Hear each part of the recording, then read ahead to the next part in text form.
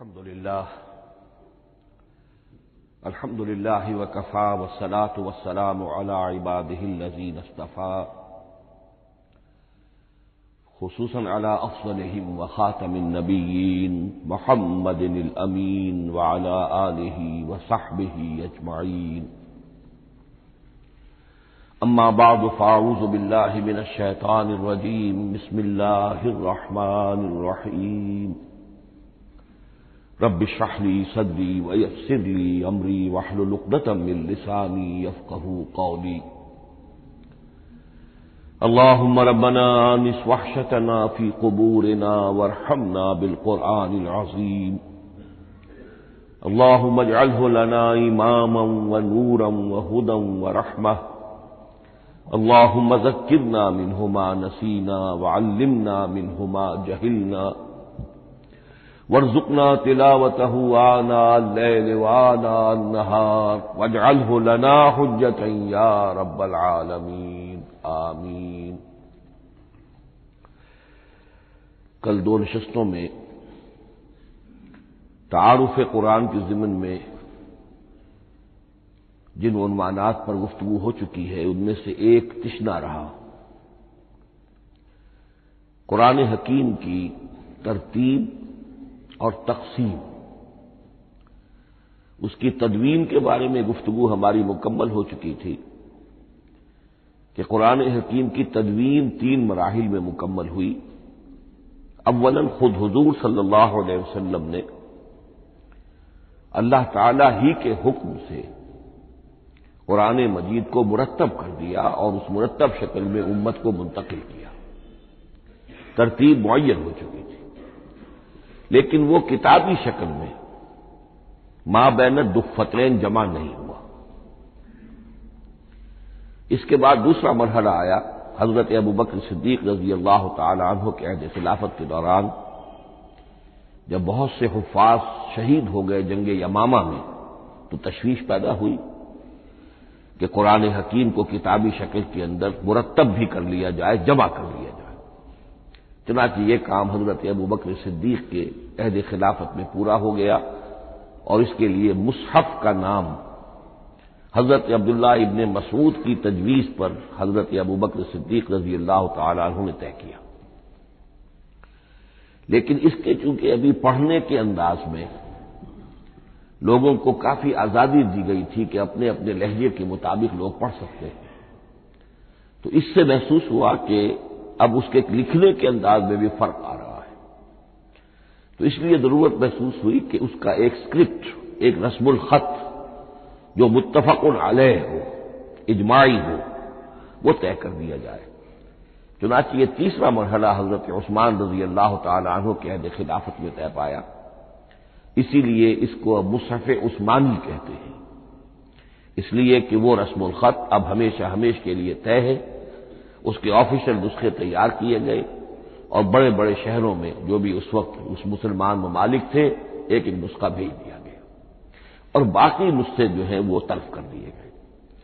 تو اس طریقے سے گویا کہ ربع صدی کے اندر یہ تینوں مرحلے جو ہیں مکمل ہو گئے ہیں. اور جیسا کہ میں نے عرض کیا، سب تسلیم کرتے ہیں کہ جو قرآن آج ہمارے پاس ہے وہ وہی ہے بعینہ ہی جو محمد الرسول اللہ نے اپنی امت کو دیا تھا. البتہ جہاں تک قرآن کی ترتیب اور تقسیم کا تعلق ہے، بعض باتیں تو میں بیان کر چکا ہوں، ان کا صرف اجمالی اعادہ کروں گا. نمبر 1 یہ کہ قرآن کی جو بیسک یونٹ ہے، بنیادی اکائی، وہ آیت ہے. آیت کو ہم جملہ نہیں کہہ سکتے، آیت کو ورس نہیں کہہ سکتے، مصرع نہیں کہہ سکتے. اس کی اسی اصطلاح کو ہمیں ریٹین کرنا ہوگا. آیتیں چھوٹی بھی ہیں، بڑی بھی ہیں. آیتیں صرف حروف مقطعات پر بھی مشتمل ہیں اور مرکبات ناقصہ پر بھی مشتمل ہے. پورے جملے کی ایک آیت بھی ہے اور کئی جملوں پر ایک آیت بھی مشتمل ہے. یہ تمام امور توقیفی ہیں، یعنی حضور صلی اللہ علیہ وسلم کے بتانے پر موقوف علیہ. ان میں کسی کے اجتہاد کو، کسی منطق، کسی گرامر، کسی نحو، کسی بیان کے کسی اصول کو کوئی دخل نہیں. جہاں تک آیتوں کی تعداد کا تعلق ہے وہ مختلف فی ہے، وہ اتفاقی نہیں ہے، اس لیے کہ 6,500 کے لگ بھگ آیات ہیں۔ فرق کیوں ہے؟ ایک بڑا فرق تو اس وجہ سے واقع ہو جاتا ہے کہ تمام سورتوں کے آغاز میں جو آیت بسم اللہ لکھی ہوئی ہے اس کے ضمن میں ایک اختلاف ہے کہ آیا ہر مرتبہ اس آیت کو کاؤنٹ کیا جائے یا نہ کیا جائے۔ صرف ایک سورت ہے سورہ توبہ جس کے شروع میں آیت بسم اللہ نہیں ہے، باقی 113 سورتوں کے آغاز میں بسم اللہ لکھی ہوئی ہے۔ تو بعض حضرات اس کو سمجھتے ہیں کہ یہ کاؤنٹ نہیں کی جائے گی، بلکہ یہ تو در حقیقت صرف سورتوں کے درمیان فصل اور فرق قائم کرنے کے لیے یہ آیت بسم اللہ لکھ دی گئی ہے۔ تو آپ سمجھیے کہ جو اس پہ اختلاف ہوگا تو 113 کی عدد کا فرق تو اسی سے واقع ہو جائے گا۔ بعض اور مقامات پر بھی آیات کی تعداد میں قدر اختلاف ہے وہ روایات ہی کی بنیاد پر، کسی شخص کو خود یہ حق حاصل نہیں ہے کہ وہ اس میں کوئی فرق کر سکے، تبدیلی کر سکے۔ بہرحال 6,500 کے لگ بھگ آیات ہے قرآن حکیم کی۔ آیتیں مل جل کر سورتوں کی شکل میں ہیں، ان کی تعداد متفق علیہ ہے 114۔ سورت سور سے بنا ہے، سور کے معنی فصیل ہے، گویا کہ ہر سورت جو ہے وہ اللہ تعالی کے علم، معرفت، حکمت کا ایک شہر ہے۔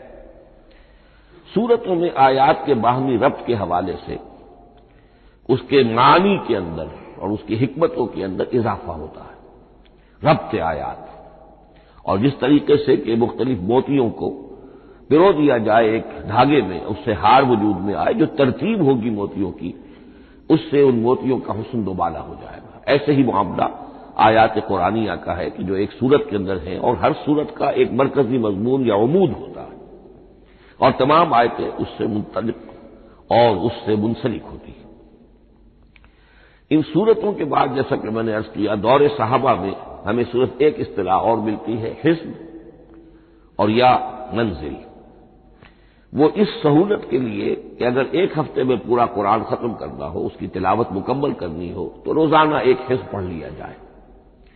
یہ چونکہ دور صحابہ میں بھی مذکور ہے، لہذا اس میں ہم دیکھتے ہیں کہ حسن موجود ہے، یعنی یہ کہ نہ تو یہ قباحت ہے کہ سورتوں کو توڑا گیا ہو، بلکہ پوری صورتیں شامل ہیں۔ کوئی مصنوعی مساوات قائم کرنے کی کوشش نہیں ہے، کوئی حزب نسبتاً تھوڑا سا زیادہ بڑا ہے، کچھ تھوڑا سا چھوٹا ہے، لیکن تقریباً مساوی ہے۔ خام خواہ کی کوئی مصنوعی مساوات قائم کرنے کی کوشش نہیں ہے، اور اس کے باوجود یہ حسن موجود ہے کہ سورہ فاتحہ کو اگر ہم علیحدہ رکھ دیں کہ وہ پورے قرآن حکیم کے لیے ایک دباچہ اور مقدمہ ہے، تو پہلے حزب یا پہلی منزل میں 3 سورتیں، دوسرے میں 5، تیسرے میں 7، چوتھے میں 9، پانچویں میں 11، چھٹی میں 13، یہ سیڑھی ہے بالکل۔ اور جو آخری حزب مفصل کہلاتا ہے، اس میں چونکہ آخری پارے میں آپ کو معلوم ہے چھوٹی چھوٹی سورتیں ہیں تو تعداد 65 ہے، وہ بھی جو آخری تعداد ہے 13 اس کا ملٹیپل ہے۔ بہرحال یہ حزب یہ بھی دور صحابہ میں اس کا تذکرہ ہمیں ملتا ہے۔ البتہ جو مزید تقسیم کی چیزیں ہمارے ہاں معروف ہیں وہ بات کی چیزیں، رکوعوں میں طویل صورتوں کو تقسیم کیا گیا تاکہ ایک رکعت میں اگر طویل صورت میں سے کوئی آیات پڑھنی ہے تو اس طرح پڑھی جائیں کہ مضمون ٹوٹے نہ۔ یہ حجاج ابن یوسف کے زمانے میں یہ کام ہوا ہے اور بڑے غور و فکر سے ہوا، اور واقعتاً محسوس ہوتا ہے کہ معنوی جو ربط اور تعلق ہے اس کو ملحوظ رکھا گیا ہے۔ لیکن جو دوسری تقسیم ہمارے ہاں معروف ہو گئی ہے وہ پاروں کی ہے۔ اول تو یہ معلوم نہیں کہ یہ تقسیم کب ہوئی، مجہول الزمان ہے یہ۔ نمبر 2 یہ کہ اس میں یہ زیادتی بھی نظر آتی ہے کہ سورتوں کی فصیلیں توڑ دی گئی ہیں، گویا کہ ایک مصنوعی مساوات قائم کرنے کے لیے کہ 30 دن میں اگر قرآن مجید ختم کرنا ہو، ہر مہینے میں ایک ختم قرآن کوئی شخص کرنا چاہے تو روزانہ ایک پارہ پڑھ کر، لیکن یہ کہ اس میں وہ حسن موجود نہیں ہے بلکہ یہ قباحت موجود ہے کہ سورتوں کاٹ دی گئی۔ اس کے بعد اب جو بات مجھے عرض کرنی تھی وہ یہ ہے کہ زیادہ عرصہ نہیں گزرا کہ قرآن حکیم کی ترتیب اور تقسیم کے ضمن میں ایک اور حقیقت سامنے آئی ہے، اور یہ حقیقت یہ ہے کہ قرآن حکیم کی سورتوں کے گروپس ہیں۔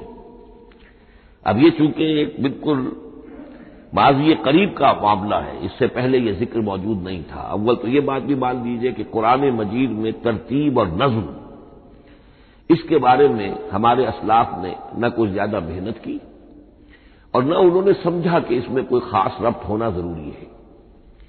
لیکن یہ کہ عہد حاضر میں مولانا حمید الدین فراہی رحمۃ اللہ علیہ ہندوستان میں ایک ایسے عالم پیدا ہوئے کہ جنہوں نے نظم قرآن کو اپنا خاص موضوع بنایا کہ یہ جو آیات باہم جوڑی گئی ہیں تو آخر کوئی حکمت ہے، سورتوں میں جو ربط قائم کیا گیا ہے یقیناً حکمت پر مبنی ہے، ورنہ سب سے سیدھی ترتیب تو جیسا کہ میں نے کل عرض کیا تھا یہ ہوتی ترتیب نزولی سے قرآن کو مرتب کر دیا جاتا۔ لیکن یہ کہ سورتیں آپ کو معلوم ہے طویل سورتوں میں ایسا بھی ہے کہ وہ ایک وقت میں نازل نہیں ہوئی بلکہ متعدد اوقات میں، اور سورہ بقرہ جو ہے وہ تقریباً 2 سال میں اس کی جو تنزیل ہے وہ مکمل ہوئی۔ تو پھر کچھ آیتوں کو جوڑنا، کس کو کہاں رکھنا ہے، کس کو کہاں رکھنا ہے، تو یہ حضور صلی اللہ علیہ وسلم نے خود کیا ہے، اللہ تعالیٰ کے حکم سے کیا ہے، تو یہ چیزیں حکمت سے خالی تو نہیں ہو سکتی۔ تو انہوں نے اس کو خاص اپنا موضوع بنایا اور ان کے سامنے بعض حقائق آئے ہیں، وہ حقائق ہیں جو اب میں آپ کے سامنے بیان کر رہا ہوں۔ اس میں ایک اشکال ہو سکتا ہے، اسے میں چاہتا ہوں کہ پہلے رفع کر دوں کہ یہ چیز اگر ہمارے اسلاف کے نظر میں نہیں آئی اور ان کی توجہ ادھر نہیں ہوئی تو یہ تو گویا کہ ایک بڑی مشکوک سی بات ہوگی۔ قرآن مجید کے علم کے ضمن میں گویا کہ متقدمین کے فہم پر ہمیں کچھ تان کرنا ہوگا، لیکن یہ بات درست نہیں ہے۔ قرآن مجید ایک ایسی کتاب ہے جس کے بارے میں خود حضور نے جو فرمایا لا تنقضی عجائبہ، اس قرآن کے عجائب کبھی ختم نہیں ہوئے، ولا یخلق عن کثرت الرد، بار بار کے پڑھنے سے اس پر کوئی پرانا پن، کوئی بوسیدگی طاری نہیں ہوگی، ولا یشبع منہ العلماء، اور کبھی اہل علم اس سے سیری محسوس نہیں کریں گے۔ تو قرآن مجید لا تنقضی عجائبہ، جیسے جیسے دنیا آگے بڑھ رہی ہے، تمدن آگے بڑھ رہا ہے، علم انسانی جو ہے مادی فزیکل سائنسز کا علم آگے بڑھ رہا ہے، قرآنی حقائق اور مبرہن ہو رہے ہیں اور واضح ہو رہے ہیں اور نکھر رہے ہیں۔ بہت سی باتیں ہمارے اسلاف کے علم میں نہیں آ سکتی تھی، اس لیے کہ ابھی انسانی معلومات کا دائرہ بہت ہی محدود تھا۔ ذوالقرنین کون تھے؟ اب چونکہ تاریخ مفسرین کے علم میں نہیں تھی تو سکندر اعظم کو سمجھا گیا کہ ذوالقرنین ہے، حالانکہ سکندر کی شخصیت اور ذوالقرنین کی وہ شخصیت جو قرآن میں بیان ہوئی ہے دونوں میں کوئی مناسبت ہے ہی نہیں۔ اسی طریقے کا معاملہ یہ کہ نظم قرآن کا ایک پہلو کہ جو ابھی پوری طریقے سے آشکارا نہیں ہوا تھا، یہ دور وہ ہے کہ جس میں اللہ کی فضل و کرم سے وہ بات بھی اب کھل کر سامنے آئی ہے، اور اس سے در حقیقت توثیق ہو رہی ہے حضور کے اس فرمان کی کہ لا تنقضی عجائبہ، اس کے عجائب کبھی ختم نہیں ہوں گے۔ انسان محنت کرے گا، کوشش کرے گا، یہ ہیروں کی ایک ایسی کان ہے جس میں سے اور ہیرے نکلتے چلے جائیں گے۔ اس کے ضمن میں ایک بات تو میں نے آپ سے کل عرض کر دی تھی اور آج پھر بھی کہی ہے، سورتوں میں بھی ایک ربط ہے، آیات جو سورتوں کے اندر جوڑی گئی ہیں، پھر سورتیں اکثر و بیشتر جوڑوں کی شکل میں ہیں۔ اس کے کچھ مثالیں بھی کل میں نے آپ کو دی تھی۔ قرآن مجید کی ایک آیت مبارکہ ہے وَمِن كُلِّ شَيْءٍ خَلَقْنَا زَوْجَيْنِ لَعَلَّكُمْ تَعْقِلُونَ یا لَعَلَّكُمْ تَذَكَّرُونَ، مجھے پوری طرح یاد نہیں ہے۔ ہم نے ہر شے کو جوڑوں کی شکل میں پیدا کیا، اگرچہ اس کو چونکہ قرآن مخلوق نہیں ہے ہم اس پر اس کا اطلاق نہیں کریں گے، لیکن من کل شیء خلقنا زوجین اس میں اس قدر کیٹیگوریکل سٹیٹمنٹ ہے کہ معلوم ہوتا ہے کہ یہ اصول اتنا اللہ تعالیٰ کے ہاں اتنا پسندیدہ ہے کہ قرآن مجید کی صورتوں میں بھی یہ صورتوں کے بھی جوڑوں کی شکل میں ہونا یہ بہت ہی اظہر من الشمس ہے۔ بعض جگہوں پر تو اظہر من الشمس ہے، بعض جگہوں پر ذرا تدبر کر کے بات معلوم ہوتی ہے۔ البتہ کہیں کہیں آپ کو نظر آئے گا کچھ منفرد صورتیں بھی ہیں، اور ان میں سے بعض یا جب دوران ترجمہ یہ چیزیں آئیں گی تو اب میں صرف اس وقت حوالہ دے سکوں گا، بڑی تیزی سے ہمیں چلنا ہوگا۔ اس وقت میں چاہتا ہوں کہ ذہن میں یہ حقائق بیٹھ جائیں۔ بعض جگہوں پر آپ دیکھیں گے تین صورتوں کے گروپ ہیں، ان میں سے دو کے مابین تو نسبت زوجیت کامل ہے، بلکہ یہ سمجھ لیجئے نسبت زوجیت کہتے کس کو ہے؟ دو چیزیں مل کر کسی مقصد کی تکمیل کریں، ان دونوں میں ایسی نسبت ہونی چاہیے ریسیپروکل کہ وہ ایک دوسرے کی تکمیل کے لیے اور کسی مقصد کے حصول کے لیے ان کے مابین ایک تعلق قائم ہو، یہ زوجیت ہے۔ اسی طریقے سے قرآن مجید میں جب صورتیں آتی ہیں جوڑوں کی شکل میں، تو کسی مضمون کا ایک رخ وہ ایک صورت میں آ جائے گا، اس کا دوسرا رخ دوسری صورت میں آ جائے گا، اور دونوں مل کر، جسے ہم کہتے ہیں تصویر کے دونوں رخ، وہ رخ مکمل ہو جائیں گے، بات پوری ہو جائے گی۔ البتہ بعض جگہوں پر ہے کہ تین تین صورتوں کے سب گروپس ہیں۔ میں اس معاملے میں گروپ کا لفظ ریٹین کر رہا ہوں، اس لیے کہ قدیم تو یہ تصور تھا نہیں، جدید اصطلاح ہے، تو اس میں چونکہ اب بہت سے الفاظ انگریزی زبان کے اب اردو میں آ گئے ہیں کہ اس کی جگہ کوئی اور بہت ہی کوئی کوشش کر کے لفظ آیا جائے تو وہ شاید زیادہ عام فہم نہیں ہوگا، یا عام فہم ہے۔ تو گروپس اور سب گروپس، چھوٹے گروپ بڑے گروپ، تو یہ چھوٹے گروپ جو ہے تین تین صورتوں کے، ان میں سے دو کے مابین تو نسبت زوجیت بتمام و کمال ہوگی، اور تیسرے کی حیثیت ضمیمے کی ہوگی۔ اس کی مثالیں بعد میں آئیں گی۔ البتہ یہ جو ضمیمے ہوتے ہیں خود ان کے، یا جو دوسری منفرد صورتیں ہیں، خود ان میں آپ کو فصل کے ساتھ نسبت زوجیت مل جائے گی۔ اس سے آگے چلیے، اب اصل ہے وہ شے جس کو میں آج چاہتا ہوں بیان کرنا۔ قرآن حکیم کی صورتوں کی ایک گروپنگ اس اعتبار سے سامنے آئی، کچھ صورتیں مکی، پھر مدنی، پھر مکی، پھر مدنی، پھر مکی، پھر مدنی، پھر مکی، پھر مدنی۔ ایسا کیوں ہے؟ بڑی قابل غور بات ہے، اس میں کوئی حکمت ہے؟ اور عجیب بات یہ سامنے آئی، اس اعتبار سے بھی قرآن کے 7 گروپ بنتے ہیں، ہر گروپ میں ایک یا ایک سے زائد مکی صورت، اور پھر ایک یا ایک سے زائد مدنی صورتیں، ایک گروپ پورا ہو گیا۔ دوسرے گروپ میں پھر ایک یا ایک سے زائد مکی صورت، پھر ایک یا ایک سے زائد مدنی صورتیں، وہ پھر گروپ مکمل ہو گیا۔ یہ گروپ بھی قرآن حکیم میں 7 ہے۔ یہ گروپ جو ہے قرات کے لیے نہیں ہے، یہ گروپ جو مانوی تقسیم ہے، غور و فکر کے اعتبار سے، کہ ہر گروپ کا ایک عمود ہے، ایک مرکزی مضمون ہے، اور اس جس طریقے سے صورتیں دو مل کر ایک مضمون کی تکمیل کرتی ہیں، اسی طرح ہر گروپ کی مکی اور مدنی صورتیں مل کر ایک بڑے مضمون کی تکمیل کرتی ہیں۔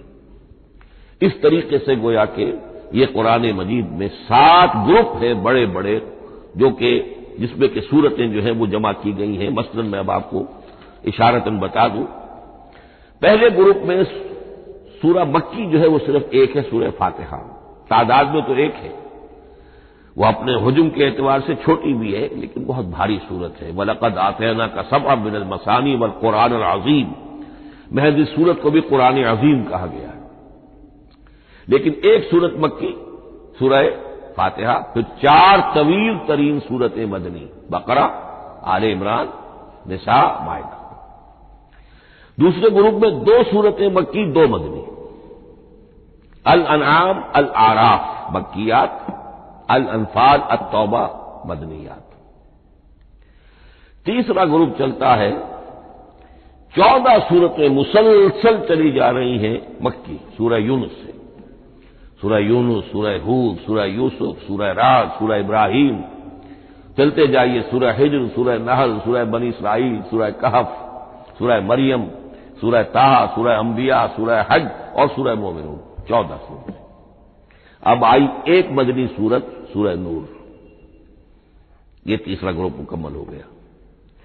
چوتھے گروپ میں بھی یہی بات آپ کو نظر آئے گی، الفرقان سے سورہ سجدہ تک 8 صورتیں مکی ہیں، اور پھر ایک صورت آتی ہے سورۃ الاحزاب، وہ مدنی ہے۔ اب یہ جو ایک ایک صورتیں آئی ہیں، سورہ نور اور سورہ احزاب، ہر شخص کو اندازہ ہو جائے گا یہ آپس میں جوڑے کی شکل رکھتی ہیں، ان کے مضامین بہت ایک دوسرے سے مشابہ ہیں، بہت مشابہ ہیں، لیکن یہ کہ وہ اس طریقے کا جوڑا نہیں ہے کہ اسی گروپ میں ان کا جوڑا موجود ہو، اس کا جوڑا جو ہے وہ دوسرے گروپ میں ہے۔ پھر آئیے 5واں گروپ ہے، سورہ سبا سے احقاف تک، یہ 13 صورتیں مکی ہیں، اور پھر سورہ محمد صلی اللہ علیہ وسلم سے سورۃ الحجرات تک 3 صورتیں مدنی ہیں، یہ کل 16 صورتیں ہیں۔ چھٹے گروپ میں سورہ قاف سے سورہ واقعہ تک 7 صورتیں، یہ مکی ہے، اور سورہ حدید سے سورہ طلاق تک 10 صورتیں مدنی ہیں، یہ 17 صورتیں ہیں۔ آخری جو ہے وہ سورۃ الملک سے سورۃ الاخلاص تک 46 صورتیں، اور سورہ معوذتین جو ہے یہ 2 ہے کہ جو مدنی ہے۔ بعض کا اس میں اختلاف ہے، وہ میں بعد میں عرض کروں گا، لیکن جو میری رائے ہے وہ میں آپ کے سامنے رکھ رہا ہوں۔ اس طریقے سے یہ 7 گروپ جو ہے قرآن مجید میں سورتوں کے وجود میں آئے۔ ہر گروپ کا ایک مرکزی مضمون ہے۔ مثلا پہلے گروپ کا مرکزی مضمون شریعت ہے۔ سورہ فاتحہ میں اہدنا الصراط المستقیم، اے اللہ ہمیں سیدھا راہ دکھا، سیدھے راستے کی ہدایت بخش۔ اب وہ سیدھا راستہ کیا ہے؟ شریعت خداوندی، شریعت الہی، اور شریعت مکمل ہو جاتی ہے ان 4 صورتوں میں۔ شریعت محمدی کا جو بلو پرنٹ ہے، ابتدائی خاکہ جو ہے، وہ آپ کو سورہ بقرہ میں ملے گا، اور اس کی جو تکمیلی صورتیں ہیں، تکمیلی احکام ہیں، وہ سورہ مائدہ۔ اس کے علاوہ اس گروپ میں جو زیادہ زور ہے وہ سابقہ امت مسلمہ سے گفت و شنید۔ سابقہ امت مسلمہ میں یہودی اور نصارہ دونوں شامل ہیں۔ اب ان پر جرح بھی ہے، ان پر تنقید بھی ہے، ان کو ملامت بھی ہے، ان کو ان کی قرارداد جرم ان کے خلاف جو ہے وہ بھی دی گئی ہے، اور پھر یہ کہ ان کو معزول کر کے اور نئی امت کو اس مقام پر نصب کرنے کا اعلان ہے، اور ان کو بڑی زوردار دعوت ہے کہ اب محمد پر ایمان لاؤ اور قرآن پر ایمان لاؤ صلی اللہ علیہ وسلم۔ یہ پہلا گروپ ہے۔ اسی طریقے سے ہر گروپ کا، اب یہ ساتھ ساتھ جب ہم چلیں گے تو میں تفصیل کے ساتھ بیان کرتا جاؤں گا کہ اس گروپ کا یہ مرکزی مضمون ہے، اور اس طور سے یہ صورتیں آپس میں ایک دوسرے کے ساتھ مربوط ہیں۔ ان گروپوں میں آپ نے دیکھا ہوگا کہ پہلے اور آخری گروپ ان کی ایک ریسیپروکل سی صورت ہے کہ پہلے گروپ میں مکی صورت صرف ایک چھوٹی سی، اور مدنی صورتیں 4-6 پارے سے زائد پر پھیلی ہوئی، جبکہ آخری گروپ میں سارے دونوں پارے جو ہے سورہ ملک سے شروع ہو کر مکی صورتوں پر مشتمل ہے، آخر میں آ کر چھوٹی چھوٹی صورتیں وہ مدنیات ہیں۔ یہ ایک دوسرے کے بالکل ریسیپروکل ہیں، کانورس۔ لیکن دوسرا گروپ ادھر سے اور دوسرا ادھر سے، یعنی چھٹا، یہ بڑے متوازن ہیں۔ 2 صورتیں مکی، 2 مدنی، اور ادھر 7 صورتیں مکی اور 10 مدنی، لیکن 7 صورتیں جو ہیں وہ 3 رکوعوں کی ہیں، ان میں سے ایک 4 رکوع کی بھی ہے، اور اکثر و بیشتر وہ جو دوسری ہے وہ 2 رکوعوں کی ہے، تقریباً متبادل بنتی ہے۔ تو درمیان میں جو ہے ان میں جو مدنی صورتوں کا حصہ بہت کم ہے، اکثر و بیشتر جو ہے وہ مکی صورتیں ہیں۔ ان مکی صورتوں کے اندر بھی جو 6 گروپ تقریباً بنتے ہیں، اس لیے کہ پہلی گروپ کے اندر تو مکی صورت صرف سورہ فاتحہ ہے، تو ان میں سے پہلے 2 گروپوں میں رسالت کا مضمون مرکزی مضمون ہے، درمیانی 2 گروپوں میں توحید کا مضمون مرکزی مضمون ہے، آخری 2 گروپوں میں انذار آخرت کا مضمون مرکزی مضمون ہے۔ آخری صورتیں آپ کو معلوم ہے سورہ قاف سے شروع ہو کر، تو پھر یہ انذار آخرت جو ہے ان سب کا مرکزی مضمون ہے۔ مدنی قرآن جو ہے یہ بھی آپ نوٹ کر لیجئے کہ کل قرآن کا 1/3 ہے تقریباً، اور اس 1/3 کا 2/3 پورا کا پورا پہلے گروپ میں آ گیا ہے۔ سورہ بقرہ، سورہ آل عمران، سورہ نساء، سورہ مائدہ۔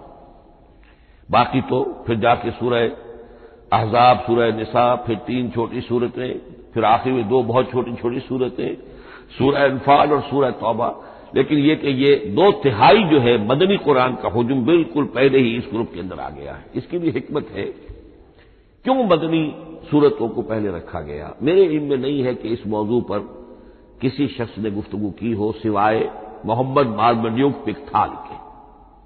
میرے علم کی حد تک ہو سکتا ہے کہ کسی اور مفسر نے، کسی محقق نے کوئی بات کہی ہو، اس سے بھی زیادہ وزنی کہی ہو، لیکن میرے علم کی حد تک مارمڈیوک پکتھال نے جو ترجمہ کیا ہے انگریزی میں، اس کے دیباچے میں اس موضوع پر گفتگو کی ہے، بہت ہی عمدہ بات کہی ہے۔ انہوں نے کہا کہ جب یہ قرآن نازل ہو رہا تھا تو اصل اہمیت ایمان کی تھی، پہلے لوگ ایمان لائیں، اور پھر جو ایمان لائے ان کو پھر احکام دیے گئے کہ یہ کرو اور یہ نہ کرو، یہ حلال ہے، یہ حرام ہے، یہ فرض ہے، وغیرہ وغیرہ۔ لیکن جب ایک امت وجود میں آ گئی، امت کے وجود میں آنے کے بعد اب نسلاً مسلمان پیدا ہو رہے ہیں، ان کے ہاں اب ضرورت پہلے اسلام کی ہے، چاہے بچہ چھوٹا ہی ہے، پہلے اسے احکام سکھائے جائیں گے. بچہ چھوٹا ہی ہے، نماز پڑھنی سکھائی جائے گی. بچہ چھوٹا ہی ہے، روزہ رکھنا سکھایا جائے گا.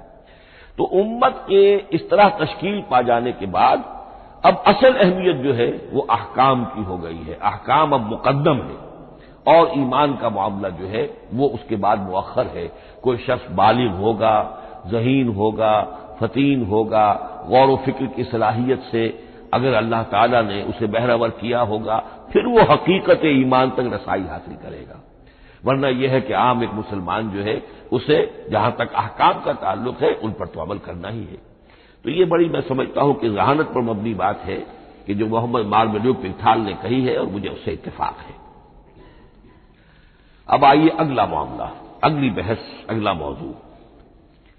قرآن کا موضوع کیا ہے؟ کیا قرآن فلسفے کی کتاب ہے، سائنس کی کتاب ہے؟ کیا یہ جیولوجی کی کتاب ہے، فزکس کی کتاب ہے، کس چیز کی کتاب ہے؟ تو پہلی بات یہ سمجھیے، قرآن کا موضوع ہے انسان، لیکن انسان کی اناٹمی نہیں، انسان کی فزیولوجی نہیں، انسان کی اینتھروپولوجی نہیں، کچھ نہیں، انسان کی ہدایت. یہ ہدایت کا لفظ بنیادی ہے قرآن مجید کے لیے. چنانچہ دیکھیے ذرا نوٹ کر دیجیے، سورہ بقرہ کے شروع ہی میں ہدی للمتقین، پھر اس کے وسط میں ہدی للناس. سورہ یونس میں فرمایا ہدی ورحمۃ للمؤمنین. سورہ لقمان میں فرمایا ہدی ورحمۃ للمحسنین. سورۃ البقرہ اور نمل میں فرمایا ہدی وبشریٰ للمؤمنین. آل عمران میں وموعظۃ للمتقین، ہدی وموعظۃ للمتقین. پھر 3 مرتبہ الہدی هو الذی ارسل رسولہ بالہدی ودین الحق لیظہرہ علی الدین کلہ. الہدی، ہدن نکرہ ہے، الہدی معرفہ ہو گیا، یعنی ہدایت کاملہ، ہدایت تامہ، ہدایت ابدی. اسی طرح سورۃ النجم میں فرمایا وَلَقَدْ جَاءَهُم مِّن رَّبِّهِمُ الْهُدَىٰ. سورۃ الجن میں وَإِنَّا لَمَّا سَمِعْنَا الْهُدَىٰ آمَنَّا بِهِ. سورہ بنی اسرائیل میں وَمَا مَنَعَ النَّاسَ أَن يُؤْمِنُوا إِذْ جَاءَهُمُ الْهُدَىٰ. سورہ بنی اسرائیل میں بھی یہ الفاظ آئے، سورہ کہف میں بھی آئے. تو قرآن کا موضوع ہے ہدایت، اور اس کو اب ذہن میں رکھیے کہ انسان کے علم کے 2 گوشے ہیں. علم انسانی 2 حصوں میں منقسم ہے. ایک حصہ ہے فزیکل ورلڈ کا علم، جو حواس کے ذریعے سے حاصل ہوتا ہے، مادی حقائق ان کا علم. حواس 5 ہمارا دیکھنا، سننا، سونگنا، چکھنا، چھونا، یہ تمام صلاحیتیں ہیں. ان سے کچھ معلومات حاصل ہوتی ہیں اور عقل کا یہ کمپیوٹر ان کو پروسیس کرتا ہے، اس سے نتائج نکالتا ہے، نتائج نکال کے سٹور کر لیتا ہے. پھر مزید کوئی معلومات حواس کے ذریعے سے حاصل ہوتی ہیں، اب ان کو وہ پھر پروسیس کر کے جو سابق میموری سٹورڈ ہے اس کے ساتھ ریکنسائل کر کے کوئی اور نتیجہ اخذ کرتا ہے. اس طرح رفتہ رفتہ رفتہ رفتہ انسان کا یہ علم بڑھتا چلا جا رہا، اور ہم نہیں کہہ سکتے کہ ابھی اور کہاں تک جائے گا. آج سے چند 100 سال پہلے بھی انسان تصور نہیں کر سکتا تھا کہ انسانی علم وہاں پہنچ جائے گا جہاں آج پہنچ چکا ہے. اس علم کا وحی سے کوئی تعلق نہیں، اس علم کا تعلق ہے ان علم اسماء سے جو حضرت آدم میں ودیعت کر دیے گئے تھے بالکل شروع میں. سورہ بقرہ کا 4تھا رکوع جو ہے اس کے شروع میں ذکر ہے وَعَلَّمَ آدَمَ الْأَسْمَاءَ كُلَّهَا. اللہ نے آدم کو تمام نام سکھا دیے. اور اس کے آخر میں ذکر ہے جب آدم کو اور حوا کو حکم دیا گیا کہ اب زمین میں جا کر اور وہاں کا چارج سنبھالو، تو فرمایا وَإِمَّا يَأْتِيَنَّكُم مِّنِّي هُدًى فَمَن تَبِعَ هُدَايَ فَلَا خَوْفٌ عَلَيْهِمْ وَلَا هُمْ يَحْزَنُونَ. وہ علم ہدایت ہے. یہ 2 چیزیں بالکل علیحدہ ہیں. علم اسماء در حقیقت یوں سمجھیے کہ جیسے آم کی گٹھلی میں پورا آم کا درخت ہوتا ہے، وہی تو گٹھلی ہے جو آپ زمین میں دباتے ہیں. پھر اگر پانی وہاں پڑتا ہے، زمین میں روئیدگی بھی ہے، وہ گٹھلی پھٹے گی، وہ جو اس میں سے دو پتے نکلیں گے، وہ پتے اوپر بڑھیں گے، درخت بنے گا۔ وہ پورا درخت جو ہے آم کی گٹھلی میں موجود تھا، صرف اسے پورا درخت بننے میں 2 سال 3 سال 4 سال لگیں گے، لیکن درخت موجود تھا، پوٹینشلی بالقوہ پورا درخت آم کی گٹھلی میں موجود تھا۔ ایکچولی بالفعل وہ آم کا درخت جو ہے کئی سال کے اندر وجود میں آیا۔ بعین ہی یہ معاملہ ہے، کل مادی حقائق کا کل علم حضرت آدم علیہ السلام کے وجود میں ودیعت کر دیا گیا پوٹینشلی۔ اب اس کی ایکسفولیشن ہو رہی ہے، وہ بڑھتا جا رہا ہے، برگ و بار لا رہا ہے، اور یہ علم جو ہے اس کا تعلق جیسا کہ میں نے عرض کیا آسمانی ہدایت سے نہیں ہے۔ اب یہ خود رو پودا ہے، بڑھتا چلا جا رہا ہے، اور کہاں تک پہنچے گا؟ علامہ اقبال نے صحیح تعبیر کی ہے، عروج آدم خاکی سے انجم سہ میں جاتے ہیں کہ یہ ٹوٹا ہوا تارا مہ کامل نہ بن جائے۔ علامہ کی زندگی میں تو انسان نے چاند پر قدم نہیں رکھا تھا، لیکن یہ کہ اب تو چاند پر قدم رکھ کر انسان آ چکا۔ تو عروج آدم خاکی سے انجم سہ میں جاتے ہیں کہ یہ ٹوٹا ہوا تارا مہ کامل نہ بن جائے۔ یہ ہے انسانی علم۔ اس انسانی علم کے ساتھ اگر وہ علم وہی علم ہدایت نہ ہو تو یہ علم جو ہے بجائے خیر کے شر بن جاتا ہے۔ آج وہ شیطانی قوت بن چکا ہے، وہ علم ہلاکت کا سامان بن چکا ہے، تباہی کا ذریعہ بن چکا ہے۔ لیکن اس کے ساتھ دوسری بات ضروری تھی جو کہ وحی کے ذریعے سے آنے والا علم تھا، فَإِمَّا يَأْتِيَنَّكُم مِّنِّي هُدًى فَمَن تَبِعَ هُدَايَ فَلَا خَوْفٌ عَلَيْهِمْ وَلَا هُمْ يَحْزَنُونَ۔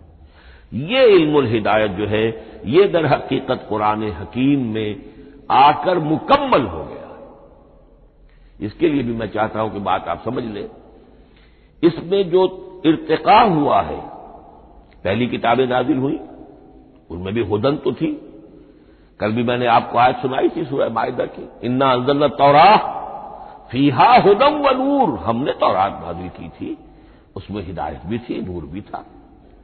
اسی رکوع میں 7واں رکوع ہے وہ سورہ مائدہ کا، انجیل کے بارے میں، فیہ ھدی و نور، اس میں بھی ہدن بھی تھی، ہدایت بھی تھی، نور بھی تھا۔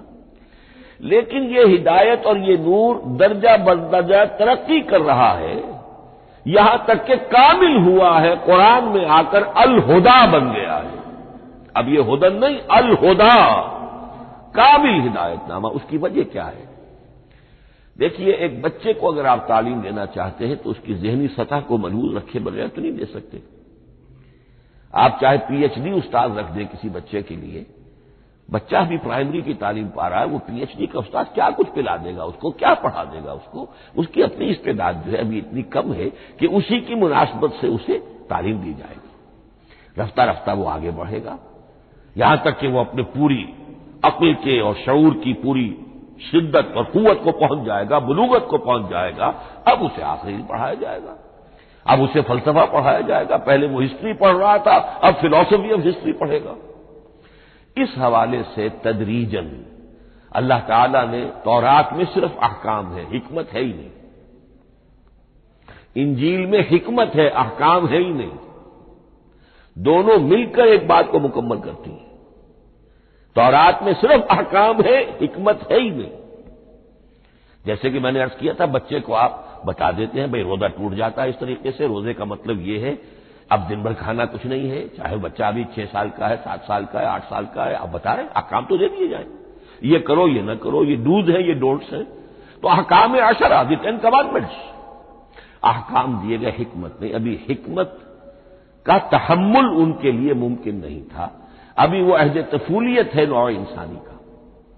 یوں سمجھیے کہ آج سے 3500 سال قبل کا انسان، 1400 قبل مسیح میں تورات دی گئی ہے حضرت موسیٰ علیہ السلام کو۔ اب یہ 2000 مسیح آنے والا ہے تو 3400 سال پہلے کی بات ہے، تو انسانی ذہن ابھی جس سطح پر تھا، یہاں تک کہ 2000 سال پہلے حضرت مسیح علیہ السلام کے بھی الفاظ انجیل میں موجود ہیں، اب بھی موجود ہیں۔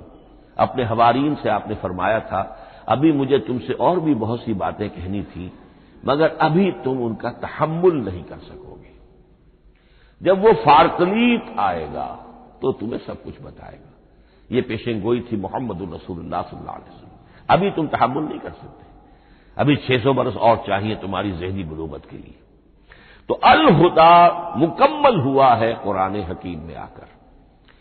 البتہ ایک نقطہ اس میں نوٹ کیجئے، قرآن مجید اگرچہ کتاب ہدایت ہے، سائنس کی کتاب نہیں ہے، لیکن اس میں سائنٹیفک فینومینا کی طرف اشارے موجود ہیں، کیونکہ قرآن مجید ان تمام جو بھی یہ کائناتی حقائق ہیں ان سب کو آیات الہیہ قرار دیتا ہے۔ ان فی خلق السماوات والارض واختلاف اللیل والنہار والفلک التی تجری فی البحر بما ينفع الناس وما انزل اللہ من السماء من ماء فاحیا به الارض بعد موتها وبث فيها من كل دابة وتصریف الرياح والسحاب المسخر بين السماء والارض لآیات لقوم یعقلون۔ یہ سب نشانیاں ہیں اللہ کی قدرت، اللہ کی عظمت، اللہ کے علم کامل، اللہ کی حکمت بالغہ، سب نشانیاں۔ تو یہ جو فزیکل فینومینا ہے ان کی طرف قرآن ریفر کرتا ہے۔ بعض حقائق وہ ہے کہ جن کا تعلق ایسٹرونومی سے ہے، کل فی فلک یسبحون، یہ تمام اجرام سماویہ جو ہیں یہ اپنے اپنے مدار میں تیر رہے ہیں، معلوم ہوا ہر شے حرکت میں ہے۔ انسان پر تو ایک دور ایسا گزرا ہے وہ یہ سمجھتا تھا زمین ساکن ہے اور سورج حرکت کر رہا ہے، پھر ایک دور آیا کہا نہیں سورج ساکن ہے، زمین حرکت کرتی ہے، اس کے لیے چکر لگاتی ہے، اور آج ہمیں معلوم ہوا ہر شے حرکت میں ہے، ہر شے۔ سورج کا بھی اپنا ایک مدار ہے، اس میں وہ حرکت کر رہا ہے اپنے پورے کنبے کو لے کر، یہ پورا سولر سسٹم اس کا کنبہ ہے، اس پورے کنبے کو لے کر وہ بھی ایک مدار میں حرکت کر رہا ہے۔ تو معلوم ہوا کل فی فلک یسبحون۔ اب یہ کل کا لفظ جس طرح منقع ہو کر، جس طرح مبرہن ہو کر، جس شان کے ساتھ آج وہ عویدہ ہوا ہے، واضح ہوا ہے، آج سے پہلے انسان کو معلوم نہیں تھا۔ تو یہ جو فزیکل فینومینا ہے جن کی طرف قرآن مجید ریفر کرتا ہے، یہ اگرچہ قرآن کا اصل موضوع نہیں ہے، لیکن ایک بات جان لیجئے کہ قرآن مجید میں ان فزیکل فینومینا کے بارے میں جو بات کہی گئی ہے وہ غلط نہیں ہو سکتی، اور یہ وہ حقیقت ہے کہ جو اس دور میں آ کر اتنی واضح ہوئی ہے۔ آپ نے نام سنا ہوگا ڈاکٹر مورس بکائی کا، یہ فرانسیسی سرجن تھے، انہوں نے مطالعہ کیا، کمپیریٹو اسٹڈی کی قرآن بائبل دونوں کی، بائبل سے مراد اولڈ ٹیسٹمنٹ نیو ٹیسٹمنٹ دونوں، اور وہ اس نتیجے پر پہنچا کہ پورے قرآن میں کوئی ایک لفظ ایسا نہیں ہے جسے ہماری ساری سائنسی انکشافات میں سے کسی نے غلط ثابت کیا، جبکہ تورات میں بے شمار چیزیں ایسی ہیں کہ سائنس انہیں غلط ثابت کر چکی ہے۔ The science, the Quran and the Bible. اب یہ بات بڑی اہم ہے، اس کو بڑی خوبصورت انداز میں ڈاکٹر رفیع الدین مرحوم نے کہا ہے کہ یہ کائنات اللہ کا فعل ہے، عمل ہے، اس کی تخلیق ہے، اس کی تدبیر ہے، اور قرآن اللہ کا قول ہے۔ قول و عمل میں تضاد ممکن نہیں، عام انسان کے قول و عمل میں تضاد ممکن نہیں، اللہ کے قول و فعل میں اور قول و عمل میں تضاد ہو سکتا ہے۔ ہاں یہ ہو سکتا ہے کہ ایک دور میں انسانوں نے بات سمجھی نہ ہو، ان کا ذہن وہاں تک پہنچا نہ ہو، ان کی معلومات کا دائرہ ابھی اس حد تک ہو کہ ان حقائق تک نہ پہنچا ہو، لیکن جیسے جیسے وقت آئے گا مزید حقائق منکشف ہوں گے اور یہ بات اور زیادہ سے زیادہ واضح سے واضح تر ہوتی چلی جائے گی کہ جو کچھ قرآن میں لکھا ہے وہی برحق ہے۔ ہاں آج سے پہلے انسانی ذہن اس حد تک رسائی حاصل کرنے کا اہل نہیں تھا، اور یہ ہے در حقیقت آیت قرآن حکیم کی۔ یہ سورہ حامیم السجدہ کی لاسٹ بٹ 1 آیت ہے، سنریہم آیاتنا فی الآفاق وفی انفسہم حتی یتبین لہم انہ الحق۔ ہم انہیں دکھاتے چلے جائیں گے اپنی نشانیاں، آفاق میں بھی انفس میں بھی۔ سنریہم آیاتنا فی الآفاق وفی انفسہم حتی یتبین لہم، یہاں تک کہ یہ بات پوری طرح نکھر کر مبرہن ہو کر ان کے سامنے واضح ہو جائے گی انہ الحق، کہ قرآن حق ہے۔ اور اسی کی حقیقت جو ہے، جیسا کہ میں نے عرض کیا، ایک تو مورس بکائی کو ذہن میں رکھیے، اور ایک اور شخص کینیڈا میں ایک بہت بڑا ڈاکٹر ہے کہ جو امبریولوجسٹ ہے، اور اس کی جو ٹیکسٹ بکس ہے جو امبریولوجی پر، علم جنین، یعنی رحم مادر میں جو بچے کی پرورش ہوتی ہے، کیسی ہوتی ہے، کن کن سٹیجز سے گزر کر ہوتی ہے، یہ علم جنین یا امبریولوجی، تو سٹینڈرڈ ٹیکسٹ بک ہے دنیا میں اس کی، ڈاکٹر کیتھل مور کی۔ اور وہ حیران رہ گیا کہ میں نے جب قرآن کا مطالعہ کیا کہ آج سے 1400 برس قبل، جبکہ نہ مائکروسکوپ تھی، نہ ڈسیکشن ہوتا تھا ابھی ہیومن باڈی کا، یہ حقائق جو قرآن بیان کر رہا ہے، وَلَقَدْ خَلَقْنَا الْإِنسَانَ مِنْ صُلَالَةٍ مِّن مَّاءٍ مَّهِينٍ ثُمَّ جَعَلْنَاهُ نُطْفَةً فِي قَرَارٍ مَّكِينٍ ثُمَّ خَلَقْنَا النُّطْفَةَ عَلَقَةً فَخَلَقْنَا الْعَلَقَةَ مُضْغَةً فَخَلَقْنَا الْمُضْغَةَ عِظَامًا فَكَسَوْنَا الْعِظَامَ لَحْمًا، یہ کہاں سے معلوم ہوئی؟ اور واقعہ یہ ہے کہ اس سے زیادہ صحیح تعبیر ممکن نہیں۔ تو یہ حقائق ذہن میں رکھیے کہ اگرچہ قرآن مجید سائنس کی کتاب نہیں ہے، لیکن جن سائنسی حقائق یا جن سائنسی فینومینا کی طرف قرآن نے ریفر کیا ہے وہ یقیناً حق ہے، چاہے تاحال ہم ان کی حقانیت کو نہ سمجھ پائیں۔ مثلا آج بھی مجھے نہیں معلوم کہ قرآن جو 7 آسمان کہتا ہے تو 7 آسمان سے کیا مراد، مجھے نہیں معلوم، لیکن مجھے یقین ہے کہ ایک وقت آئے گا کہ انسان سمجھے گا کہ ٹھیک ٹھیک یہ الفاظ جو ہیں 7 آسمان، یہ منطبق ہوتے ہیں اس حقیقت پر جو آج ہمارے علم میں آئی ہے، پہلے نہیں آئی تھی۔ البتہ ایک اور نقطہ جو بہت اہم ہے عملی اعتبار سے، میں نے اسی لیے یہ ساری تمہید کی ہے کہ قرآن سائنس کی کتاب نہیں ہے، نہ سائنس کی ہے نہ ٹیکنالوجی کی ہے۔ اس حوالے سے ایک بڑا منطقی نتیجہ نکلتا ہے، اور وہ یہ ہے کہ اگر ہمارے اسلاف نے قرآن کی ان آیات کا کوئی خاص مفہوم معین کیا اپنے دور کی معلومات کی سطح پر، ہمارے لیے لازم نہیں ہے کہ ہم اس کی پیروی کریں۔ سائنسی فینومینا کو جو سائنسی ترقی ہو رہی ہے اس کے حوالے سے سمجھیں گے۔ یہاں تک کہ اب آخری بات عرض کر رہا ہوں، خود حضور کا فرمان بھی اس میں قطعی نہیں ہوگا۔ یہ بات بہت ثقیل اور گراں گزرے گی بہت سے لوگوں پر۔ سائنس اور ٹیکنالوجی میں اگر حضور کی کوئی حدیث بھی سامنے آ جائے تو اس کو بھی ہم کوئی دلیل قطعی نہیں سمجھیں گے۔ اس کی وجہ کیا ہے؟ ایک واقعہ بہت اہم ہوا حضور کی زندگی میں۔ حضور جب ہجرت فرما کر تشریف لائے مدینہ منورہ، تو آپ کو معلوم ہے کہ حضور کی پیدائش مکے کی، ساری زندگی آپ نے وہاں گزاری۔ وہ وادی غیر ذی زرع ہے، وہاں کوئی پیداوار، کوئی زراعت، کوئی کاشت ہوتی نہیں تھی، آپ کو کوئی تجربہ سرے سے نہیں تھا۔ ہاں تجارت کا تجربہ تھا، بھرپور تجارت کی تھی۔ یہاں آئے تو آپ نے دیکھا کھجوروں کے سلسلے میں انصار مدینہ تعبیر نخل، وہ اس کا ایک اصطلاح ہے۔ کھجور ایک ایسا پودا ہے جس کا ایک فیمیل فلاور ہوتا ہے اور ایک میل علیحدہ۔ اب میل فلاور اور فیمیل فلاور ان دونوں کو قریب لے آئیں تو اس سے اس بات کا زیادہ امکان ہو جاتا ہے فرٹیلائزیشن ہو اور پھل بنے اور زیادہ آپ کو پھل حاصل ہو، فصل زیادہ ہو۔ اگر وہ فاصلے پر رہیں گے تو ہو سکتا ہے کہ اس کا امکان کم ہو، تو وہ ان کو قریب جوڑ دیتے تھے۔ حضور نے دیکھا تو آپ نے فرمایا کہ آپ لوگ ایسا نہ کریں تو کیا ہے، یعنی نیچر جو ہے، nature can take care of it self, آخر فطرت ہے، فطرت نے یہ ساری چیزیں بنائی ہے، آپ ایسا نہ کریں تو کیا ہے۔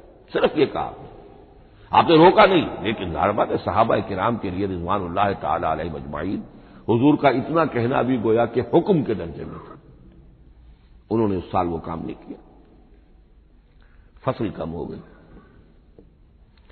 اب وہ ڈرتے ڈرتے جھجکتے جھجکتے حضور کی خدمت میں آئے۔ حضور آپ نے فرمایا تھا ہم نے وہ نہیں کیا، تعبیر نخل اس سال نہیں کی ہم نے، فصل کم ہوئی ہے۔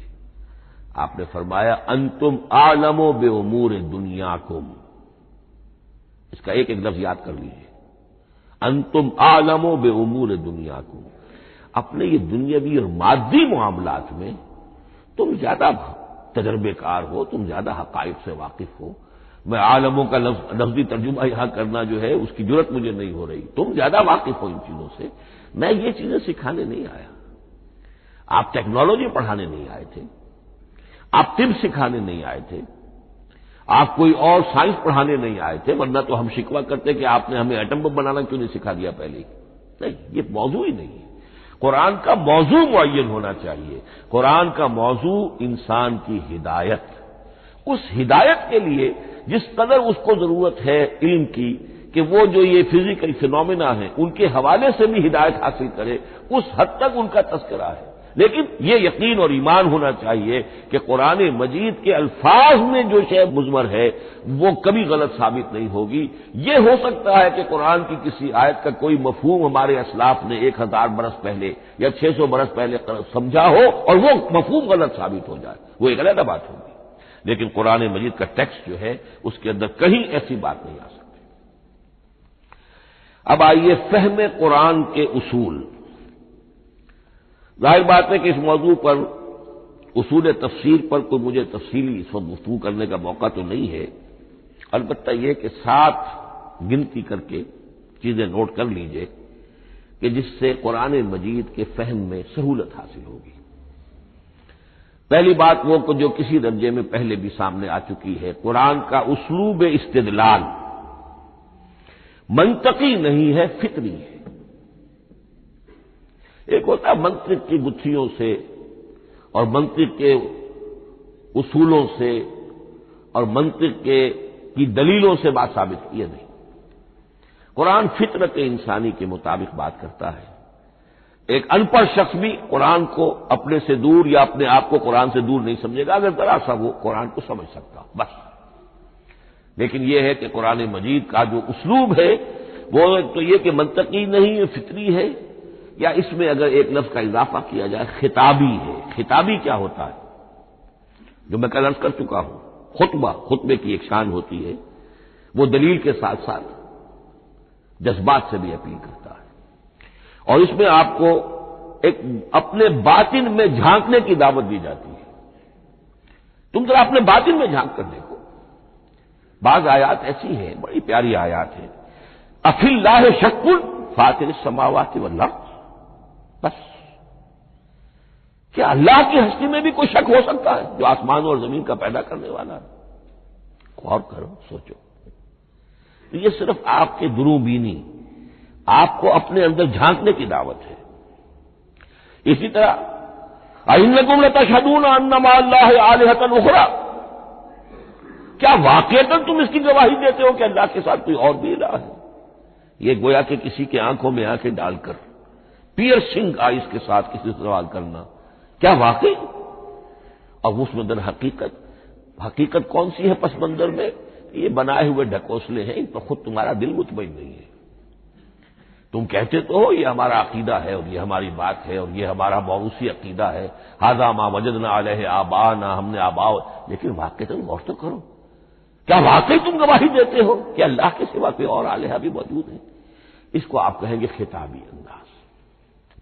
نمبر 2، قرآن حکیم میں 2 طرح کی آیات ہیں، محکمات اور متشابہات۔ یہ سورہ آل عمران کے شروع میں یہ بہت اہم مضمون جو ہے وہ آ گیا ہے۔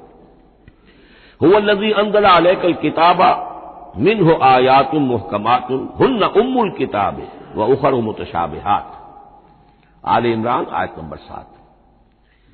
اب یہ جو متشابہات ہیں یہ کون سی ہے اور محکمات ہیں وہ کون سی ہے، اس کو ذہن میں رکھیے۔ نمبر 1، محکم قطعی، تمام جتنی بھی آیات احکام ہیں وہ محکم، یہ کرو یہ نہ کرو، یہ جائز یہ حرام، آیات احکام محکم، اسی ایک مادے سے لفظ بنا ہے یہ محکم بھی اور احکام حکم۔ البتہ عالم غیب کی ساری خبریں متشابہات میں سے، عالم غیب ہو، عالم ارواح ہو، عالم برزخ ہو، عالم آخرت ہو، ان کے تمام حقائق یہ متشابہات میں سے، ان کو ہم حقیقتاً سمجھ نہیں سکتے، ہمارا تجربہ ہی نہیں، ہمارا وہ مشاہدہ ہی نہیں۔ جیسا کہ ایک حدیث میں آیا ہے جنت کی جو بھی نعمتیں ہیں، ایک تو وہ نعمتیں جن کا ذکر قرآن میں ہے اور ان الفاظ میں ہے جن سے ہم واقف ہیں. اب ان میں تو یہ ہے کہ حور و قصور اور پھل اور یہ اور دودھ اور شہد اور وغیرہ وغیرہ وغیرہ وہ چیزیں ہم جانتے ہیں، تو وہ بھی حق ہے، ایسے ہی ہوں گی اتوب ہی متشابہہ، لیکن یہ صرف نزل ہے، یہ تو ابتدائی مہمان نوازی ہے. نزل من غفور رحیم. جو اصل ضیافت ہونی ہے اہل جنت کی، اس کے بارے میں فرمایا وہ نعمتیں دینے ملیں گی ما لا عین رات ولا اذن سمعت وما خطر علی قلب بشر، جو نہ کسی آنکھ نے کبھی دیکھی، نہ کسی کان نے کبھی سنی، نہ کسی انسان کے دل پر ان کا خیال تک وارد ہو. انہیں ہم کیا سمجھیں گے؟ تو عالم برزخ، عالم آخرہ، عالم غیب، عالم ارواح، ان کی تمام چیزوں کو ہم آیات متشابہات میں سمجھیں گے. البتہ یہ جو سائنٹیفک فینومینا والی باتیں ہیں مادی علوم کی، ان میں یہ ہے کہ متشابہ اور محکم ہونے کا معاملہ بدلتا چلا جا رہا ہے. جب تک وہ ہمارا سائنسی علم وہاں تک نہیں پہنچا تھا وہ آیت ابھی متشابہ تھی، سمجھ میں نہیں آ رہی تھی. لیکن اب جب کہ وہ بات وہاں پہنچ گئی اور کھل گئی بات، اب معلوم ہوا کل فی فلک یسبحون. اب یہ آیت محکمات میں آ گئی. اب یہ وہ بات نہیں رہی کہ جس کا صحیح صحیح مفہوم سمجھنا ہمارے لیے مشکل ہو. تیسری بات، تفسیر اور تعویل میں کیا فرق ہے؟ تفسیر کا عام طور پر لفظ استعمال ہوتا ہے لفظی طور پر، الفاظ کی بحث، نحوی بحث، قواعد گرامر جو ہے ان کے حوالے سے جو بحث کی جائے گی وہ تفسیر ہے. اور اس کی اصل حقیقت اور مدلول کو سمجھنے کی جو کوشش کی جائے گی وہ تعویل ہے. تو یہ دو الفاظ جو ہیں یہ مختلف ہوں گے، تفسیر اور تعویل. نمبر 4، تعویل عام اور تعویل خاص. یہ بہت اہم موضوع ہے. دیکھیے قرآن مجید نازل ہوا ایک خاص ٹائم اینڈ سپیس پس منظر میں. آج سے 1400 برس قبل 610 عیسوی سے لے کر 632 عیسوی تک نازل ہوا. حجاز میں نازل ہوا. اس کی ایک اولین مخاطب قوم تھی، وہ ان پڑھ قوم تھی، امی قوم تھی. پڑھے لکھے شاذ الشاذ المعدوم کے درجے میں تھے. وہاں فلسفے کا سوال نہیں، کوئی منطق کی بات نہیں، کچھ بھی نہیں. اور اولین مخاطب وہی ہیں. اور جو بھی حالات ہیں اس وقت کے ان کے حوالے سے بات کی جا رہی ہے. اب قرآن مجید کی ہر آیت پر اولاً غور ہوگا اس اعتبار سے جب یہ نازل ہوئی ہے تو اس کا اس وقت کیا مفہوم سمجھا گیا، اس خاص کانٹیکسٹ میں، ٹائم اینڈ اسپیس کانٹیکسٹ میں کیا مفہوم سمجھا گیا. یہ ہے تعویل خاص. لیکن اب دوسری طرف دیکھیے یہی کتاب ہدایت ہے ابد الآباد تک کے لیے. اسی کتاب کو 20ویں صدی عیسوی کے انسان کے لیے بھی ہدایت نامہ بننا ہے. اگر دنیا طویل ہے اور 500 برس تک ہے تو 25ویں صدی عیسوی کے انسان کے لیے بھی ہدایت نامہ یہ کتاب بننی ہے. یہ عرب کے امیین کے لیے ہدایت نامہ تھی تو ایران کے فلسفیوں کے لیے بھی تو ہدایت نامہ تھی.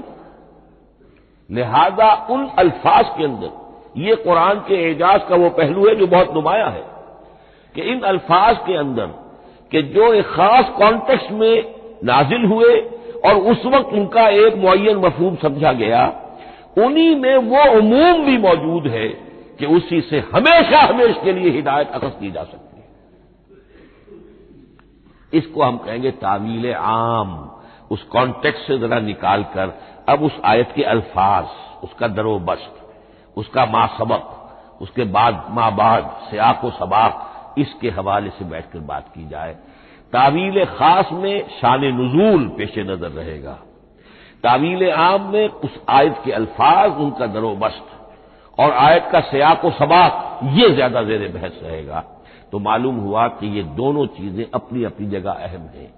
نہ تو انسان صرف تعویل خاص تک اپنے آپ کو محدود کر لے. اگر وہ کرے گا تو گویا کہ وہ صرف اس دور کا قرآن پڑھ رہا ہے، آج کا قرآن وہ نہیں پڑھ رہا۔ قرآن کے اندر تو واقعتاً یہ شان ہے کہ میں جس کے لیے الفاظ یہ استعمال کیا کرتا ہوں کہ ہر دور کے افق پر ایک خورشید تازہ کے مانند طلوع ہوگی یہ کتاب۔ معلوم ہوگا آج کا قرآن ہے، یہ ہمیں آج ملا ہے قرآن، اور گویا کہ آج جو ہمیں مسائل درپیش ہے ان کا حل ہے جو یہ قرآن پیش کر رہا ہے۔ یہ اس کا اعجاز ہے، یہ اس کا کمال ہے۔ اس اعتبار سے نوٹ کیجئے تعویل خاص اور تعویل عام، یہ الفاظ کیونکہ بار بار دورہ ترجمہ آئیں گے تو اس لیے میں نے ان اصطلاحات سے چاہا کہ آپ واقف ہو جائیں۔ ایک اور اس میں بات سمجھنے کی ہے تذکر اور تدبر۔ قرآن سے بنیادی ہدایت حاصل کر لینا، اس کے لیے قرآن انتہائی آسان ہے۔ وَلَقَدْ يَسَّرْنَا الْقُرْآنَ لِلذِّكْرِ فَهَلْ مِن مُدَّكِرٍ۔ ذرا سی انسان کو عربی آتی ہو کہ براہ راست قرآن کا مفہوم آپ کے ذہن اور قلب پر نازل ہوتا چلا جائے، بس قرآن کا اصل جو پیغام ہے، جو اس کی اصل ہدایت ہے، اس کی تمثیل یوں سمجھیے کہ سمندر میں اگر کوئی آئل ٹینکر جو ہے ٹوٹ جائے تو میلوں جو آئل ہوتا ہے وہ سطح سمندر کے اوپر پھیل جاتا ہے، سطح پر رہے گا، نیچے تو جائے گا نہیں۔ تو یوں سمجھیے کہ قرآن مجید کا جو لب لباب ہے، وہ اس کی سطح پر موجود ہے، لیکن اس کے یہ مطلب نہیں ہے کہ صرف سطح ہی سطح ہے، اس کی گہرائی فیتم لس، اس کی گہرائی وہ ہے کہ جس کی کوئی حد نہیں۔ اب اس کے لیے تعمق، گہرائی میں غوطہ نہیں کرنا، قرآن میں ہو غوطہ زن اے مرد مسلمان، اس کے اعتبار سے یہ دنیا کی مشکل ترین کتاب، اچھی طرح سمجھ لیجیے، اس کی تہ تک پہنچنا ممکن ہی نہیں۔ غلطی سے ہم کبھی کبھی کسی شخص کی مدح کرتے ہوئے کہہ دیتے ہیں فلاں شخص کو قرآن پر بڑا عبور حاصل ہے۔ ایک عالم دین نے یہ الفاظ میرے بارے میں کہہ دیے تھے، میں نے فوراً ٹوک دیا، میں نے کہا آپ کیا، یہ قرآن کی آپ نے گویا کہ قرآن مجید کی شان میں گستاخی کی ہے، قرآن کی توہین کی ہے۔ عبور کہتے ہیں ایک کنارے سے دوسرے کنارے کو چلے جانا، دریا عبور کر دیا، قرآن کے کنارے ہے ہی نہیں، یہ ناپیدا کنار سمندر ہے، اس سمندر کا کوئی کنارہ نہیں، نہ اس کی گہرائی اور نہ اس کے کنارے۔